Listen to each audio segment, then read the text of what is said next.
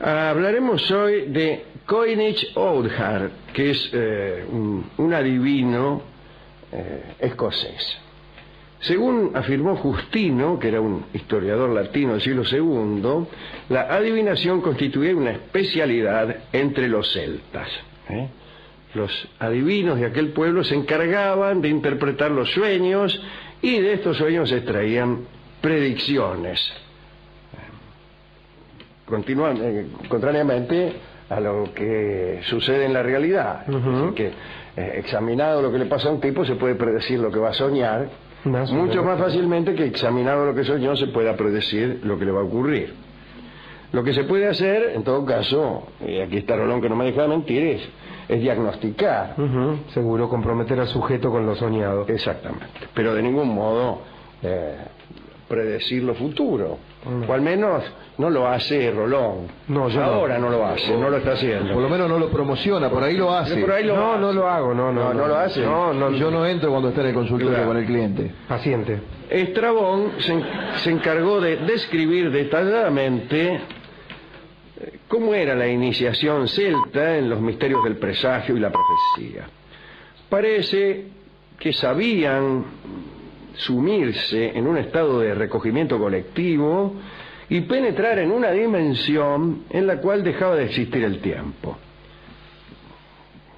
Por decirlo así, eso me huele a Canal Infinito, pero bueno, si usted quiere, son cosas que no quieren decir mucho, lo voy a repetir, ¿no? Sabían sumirse en un estado de recogimiento colectivo, hasta ahí se entiende, y penetrar en una dimensión en la cual dejaba de existir el tiempo. Eso no significa nada. ¿Qué es penetrar en una dimensión en la cual dejaba de existir el tiempo? Le dejo ese encargo para mañana. Bueno, además cultivaban un don, a menudo innato, que se transmitía de generación en degeneración, que era ¿no? El de adivinar. En Escocia, particularmente en las tierras del norte, todos conocen a Coinage Oudgar, el más célebre profeta celta. La mayor parte de los datos acerca de este hombre, al que llamaban el profeta de Breham, procede de la tradición oral gaélica. El documento más antiguo que lo cita es, que lo cita por escrito, bueno, un documento es escrito, nunca he visto documentos orales, aunque podría ser, pero no en ese año. Un documento oral sería una cinta grabada, claro. Este documento es la historia de los MacLeods de Bannatyne, que se publicó en 1832. Más adelante, Alexander Mackenzie, un editor, un político, un historiador, clasificó las profecías de Oudgar con gran rigor y las publicó en 1877. El caso es que Coinage Oudgar nació a principios del siglo XVII en la isla de Lewis, propiedad de los Mackenzie.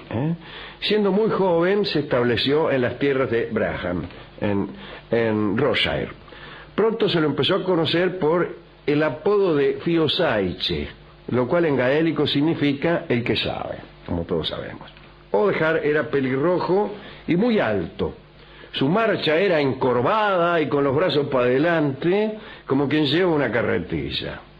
Comenzaron a surgir, porque también, numerosas leyendas en torno a una piedra que, según se dice, utilizaba para ver el futuro. Esa piedra fue descrita como blanca, azulada o incluso negra. También transparente como el cristal o lechosa como una perla. En su centro contaba con un hoyo, un agujero, por el cual el profeta observaba acontecimientos futuros. Qué extraordinario observar acontecimientos futuros por un agujero, Dentro de un rato, dice. Sí. El tipo se ponía ahí, me parece que miraba y decía, en 10 o 15 minutos. Sí. Según cuentan algunas historias, Oudgar había encontrado esta piedra en el nido de un cuervo. Es un lugar muy adecuado para encontrar piedras de color incierto que ayudan a predecir el futuro. La primera de sus profecías fue pronunciada en el año 1622. En aquella época vivía en Kintyre un hombre viejo llamado Duncan McRae, quien deseaba averiguar cómo terminarían sus días. O sea, con el anochecer sería una respuesta estúpida. Lo que quería saber este hombre es cuándo moriría. Lo que pasa es que por ahí hay redactores que piensan que decir eso es poco. Recién hablaba con uno ahí, un amigo que me estaba preguntando algunas cosas acerca de la literatura. Hay algunos que creen que hacer literatura es decir, el hombre quería saber cómo terminarían sus días, en vez del hombre quería saber cómo iba a morir. Inmediatamente se le ocurrió consultar a Othar, y este muchacho le advirtió que una espada le causaría la muerte. La idea no le gustó mucho al consultante, imagínese, ¿no? Y no le creyó, optó por no creerle, que es lo que hace uno cuando el médico le dice algo terrible. Había alcanzado una edad avanzada, exponiéndose a múltiples peligros sin sufrir siquiera un rasguño, y entonces pensaba que no le iba a ocurrir nada. Eso le llamaba pensar, por lo menos, ¿no? Algunos años más tarde, el general Monk, quien posteriormente sería duque de Albemarle, arribó un día a Kintyre, seguido por un grupo de rezagados que se habían separado del grueso del ejército con la esperanza de encontrar algún botín, algo para afanar. Se toparon con Duncan, que solamente hablaba gaélico, y trataron de comunicarse con él, y desde luego el niato no les entendió nada. Creyéndose amenazado, porque era un hombre que pensaba así, ¿no? Un poco paranoico, dice usted. Un poco sonso. Imagínense que le parecía que no podía morir ensartado porque no lo habían ensartado nunca. Y aquí, al oír un idioma que no entendía, se sentía amenazado. Entonces peló la espada y los guerreros lo mataron. Así que se cumplió la profecía de Othar. Tiempo más tarde, Othar realizó un viaje al distrito de Culloden en Inverness. Cruzaba unos campos, ¿no?, ahí en Inverness, cuando exclamó, así nomás, en medio del campo, ¿no: la mejor sangre de las tierras altas manchará estos campos. Me alegro de saber que no presenciaré tan terrible día. Caerán muchas cabezas y no habrá misericordia ni de un lado ni del otro. Y parece que justo en ese lugar tuvo lugar, a mediados del siglo XVIII, la sangrienta batalla de Culloden, y en ella el último de los Estuardo, Carlitos, pretendiente al trono inglés, fue derrotado por el ejército del duque de Cumberland, duque al que apodaban el carnicero. Dice que fue una de esas batallas pírricas, una victoria a lo pirro, en las cuales el que salía victorioso sufría igualmente muchas bajas. Quedaron tendidos en ese campo 80.000 niatos. El profeta de Braham hizo predicciones extraordinarias con respecto a una de las familias más importantes de Escocia, los Fairbairn. Llegará el día, dijo, en el cual los Fairbairn perderán todas sus posiciones y su rama desaparecerá de la faz de la tierra. La torre, tenían una torre ahí, será abandonada y caerá en ruinas, y una vaca parirá en el cuarto más alto de la torre. Las generaciones futuras lo atestiguarán. En el momento de pronunciar dichas palabras, el castillo y sus señores eran venerados por un número enorme de vasallos, y ningún indicio permitía sospechar que un día fuera a batirse la ruina y el abandono sobre aquel sitio, así que todos se burlaron. En fin, hago gracias a esta descripción de la burla general, porque ya sabemos que se va a cumplir. El señorío de Fairbairn empezó a perder su fortuna, anularon un tributo que antes cobraban los varones y pasó a cobrarlo la corona directamente, así que se fueron al tacho los niatos, ¿no? El castillo fue abandonado, quedó en ruinas. Un campesino radicado sobre las tierras del castillo se acostumbró a guardar heno en la pieza más alta de la torre. Un día una vaca audaz fue atraída por el heno esparcido en la escalera, llegó hasta la cima de la torre y allí parió. Discúlpeme como que se lo diga así. No, está bien. En cuanto corrió la noticia, todos los habitantes de la comarca acudieron a fin de confirmar con sus propios ojos la realización de la profecía conocida por todos. No los que se reían, porque me imagino que esto habrá ocurrido mucho después. Y hay una última profecía de Othar, acerca de la que queremos hablar, y que involucra al escritor Walter Scott, que según Borges fue el que inauguró la novela histórica, ¿no? Y Scott estaba muy interesado en que la profecía no se cumpliera, vamos a ver por qué. Una vez que se instaló Carlos II nuevamente sobre el trono de Inglaterra, quiero decir esto, a ver, el rey Carlos I fue decapitado y sobrevino la época de Cromwell, una época más bien republicana en Inglaterra, y después vino la restauración. Carlos II fue rey de Inglaterra un tiempo después. El conde de Seaford, que no era partidario de la restauración, partió hacia Francia dejando a su esposa Isabel en un castillo de Braham. Al no tener ninguna noticia de su marido en varios meses, la condesa Isabel sería mejor todavía, se inquietó y mandó a llamar al adivino. Dijo, che, mirá, no tengo noticia de mi marido, ¿dónde andará? Qué sé yo. Y Oldham tranquilizó a la condesa y le dijo, no temáis nada, el conde se encuentra sano de cuerpo y de espíritu, de buen humor, alegre e incluso feliz. Oldham se rió al pronunciar estas palabras. La condesa pidió más detalles, pero el adivino evadió sus preguntas. Al observar su evidente renuencia a revelar la visión, la señora recurrió primero a los halagos y después a la amenaza. Así dijo Oldham, está bien. Debido a vuestra obstinación, hablaré. El señor conde no parece siquiera pensar en vos. Lo veo en una bella habitación tapizada con terciopelo y seda, postrado ante la más hermosa de las damas. Le rodea el talle con un brazo, le rodea, y se lleva su mano a los labios, se lleva. El rostro de la condesa se desfiguró e indignada comunicó al adivino que debía pagar por sus mentiras. Y entonces lo condenó a ser decapitado, aunque antes hizo que le arrancaran los dientes, para que la decapitación no fuera tan drástica. No, sin embargo, esto de arrancar los dientes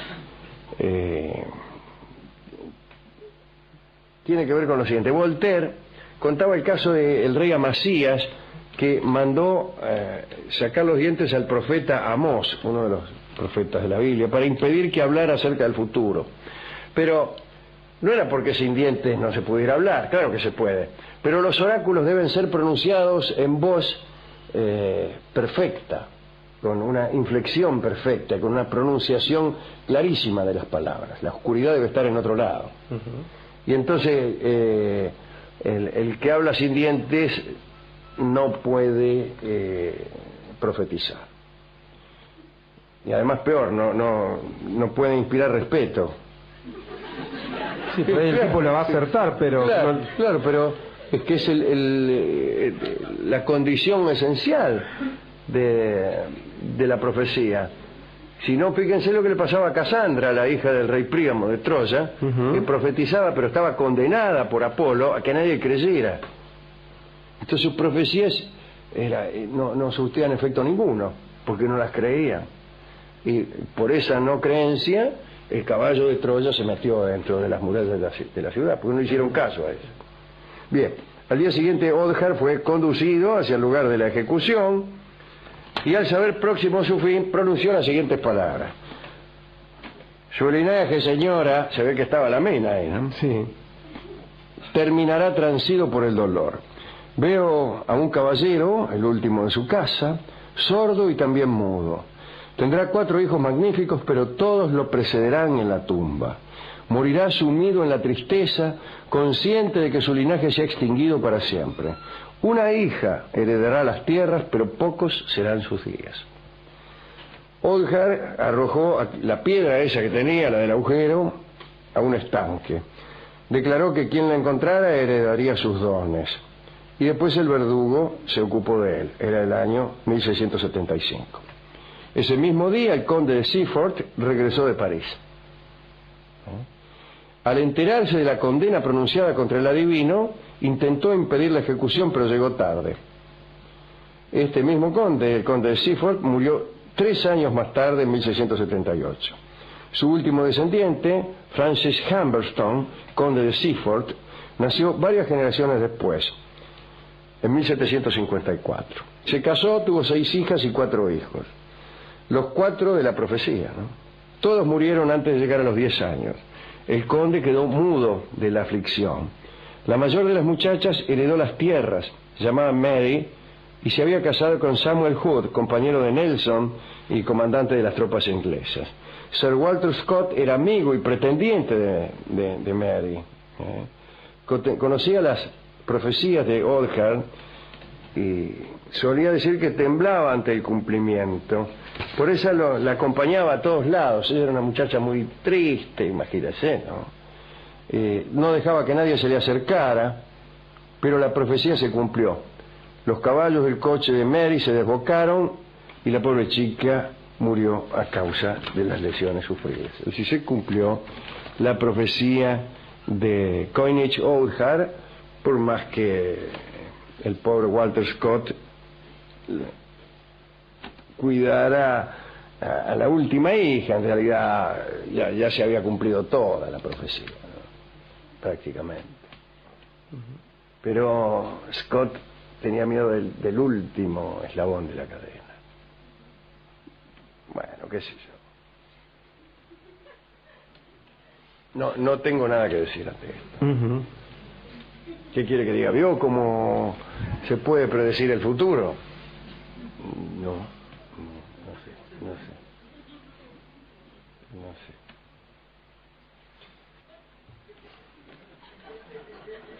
¿Por qué no dice algo? Como por ejemplo... Bueno, lo que pasa, Alejandro, es que una... Por ejemplo, sí, se puede predecir. No, pero digo, una profecía bien armada, digamos, bien estructurada, justamente tiene a su favor el tiempo.